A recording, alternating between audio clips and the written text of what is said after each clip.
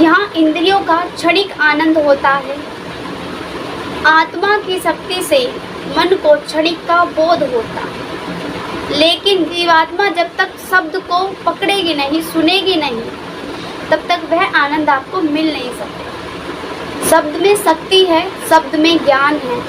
ऐसी कोई चीज़ नहीं है जो शब्द में ना हो।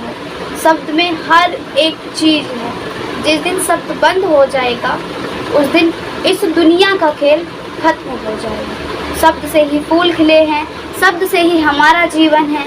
शब्द हमारे अंदर निरंतर चलता रहता है, उसकी वजह से ही हम जीवित रहते हैं। गुरु महाराज जी ने कहा कि आप इसी मनुष्य शरीर में साधना कर सकते हैं और किसी शरीर में साधना नहीं कर सकते, क्योंकि इस शरीर में पांचों तत्व होते हैं, इसलिए हम इस शरीर में साधना कर सकते हैं। और बहुत से शरीर में, जैसे कि कुत्ता बिल्ली हो गई, इनमें पांचों तत्व नहीं होते, इसलिए इसमें साधना नहीं की जाती।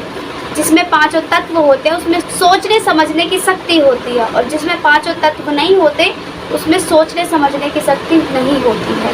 इसीलिए गुरु महाराज जी ने कहा कि बड़े भाग्य से तुम्हें ये नर्तन मिला है, मनुष्य शरीर मिला है, तो इसे भजन भक्ति में लगाओ। इतना भजन करो कि परमात्मा को पालो। अपना गृहस्थ जीवन में रहो, अपने घर की सेवा करो, बाल बच्चों की सेवा करो, और कुछ अपनी आत्मा के लिए समय निकालो, अपनी आत्मा को भोजन देने के लिए, क्योंकि आत्मा का भोजन तो केवल भजन ही है।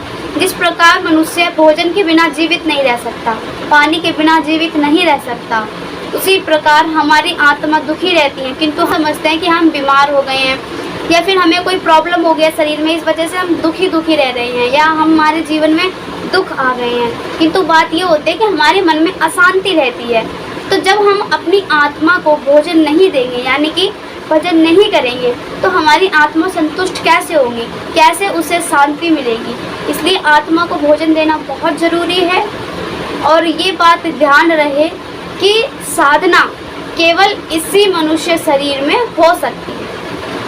इस शरीर के अलावा और कोई दूसरा शरीर नहीं है